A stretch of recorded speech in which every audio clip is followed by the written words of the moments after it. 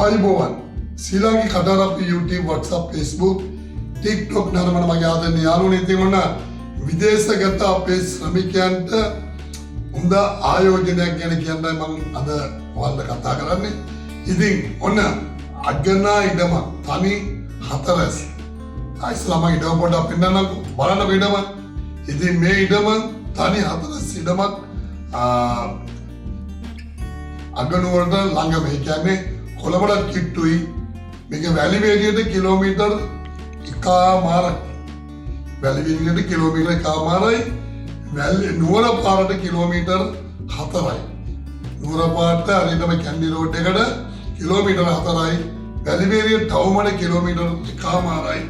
හොඳම ලස්සන තනි හතරස් ඉඩමක්. පර්චස් 24යි. පර්චස් 24ක අගනා ඉඩම් කැබල්ල ඔයාලට ගන්න පුළුවන්. මේ මොහොතේ ඒ ඉඩම අයිති කෙනා මට කිව්වා ඔහුට මුදල් අතිශයක් නිසා මේක අඩුවට දෙනවා කියලා. ඒ කියන්නේ මේ වෙලාවේදී වැලිවේරියේ ඉඩමක පර්චස් එක ඇත්තටම කියනවා යන්නේ ලක්ෂ 3.5 අතර වගේ ගානකට.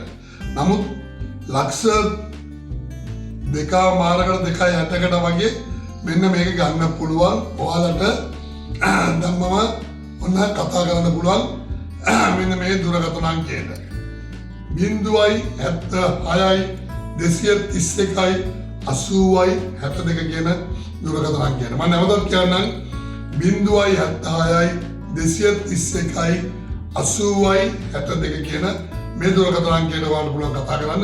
මම දුරකථන අංකයත් යටින් දාන්නම්.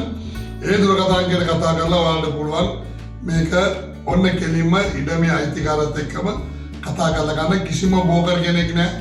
බෝකර් ගාස්තු නැහැ. කිසිම දෙයක් නැහැ. ඔයාලට පුළුවන් කතා කරලා මේ ඉඩම ගන්න. දැනට යන්නේ වැලිවේලිය හරියේ පර්චස් එකක් ලක්ෂ 3.5 අතර. පාර අයිනකට වෙන්න නම් ලක්ෂ 4ටත් යනවා. නමුත් මේක පාරට පොඩ්ඩක් ඇතුළේ කියන්නේ කිලෝමීටර් එකමාරයි හරියටම වැලිවේලිය ටවුමට. ඉතින් හොඳ අගනා ඉඩම තනි හතරස් ඔයාලට නිවසක් ගොඩනගන්න පුළුවන් ලස්සන ඉඩමක්. එහෙම නැත්නම් වෙන දේවල් වලට උනත් හොඳ ඉඩමක්. වතුර වලින් යට එන්නේ ඉඩමේ ඔයාලට කරන්ට් එක තියෙනවා, වතුර තියෙනවා, හැමදේම අවශ්‍ය කරන දේවල් තියෙනවා. එහෙමනම් කතා කරන්න ওই දුරකථන අංකයට කතා කරලා ඔයාලට පුළුවන් ඔන්න පිටරට ඉන්න මේ ඉඩමක් ගන්නවා කිය කෙනෙක් ඉන්නවනම් ඔන්න ගන්න පුළුවන්. පර්චස් 24යි. හැබැයි ඉතින් දෙන්නෙකුට එකතු වුණොත් පර්චස් 12 ගන්නත් පුළුවන්. මොකද මේ තනි හතරස් ඉඩමක් ඉඳ දෙකට බෙදලා සහෝදරයෝ දෙන්නෙකුට මේ ඉඩමේ ඉන්නට පුළුවන්. එමනම් නැවතත් මේ වගේ දෙකින් හම්බ වෙනකම් සියලු දෙනාටම සුබ දවසක්. සබ්ස්ක්‍රයිබ් කරන්න, ලයික් කරන්න, කමෙන්ට් කරන්න, ෂෙයා කරන්න. අපි දාන හැම වීඩියෝක්ම ඔයාලට බලන්න පුළුවන් බෙල් එකට ක්ලික් කරන්න.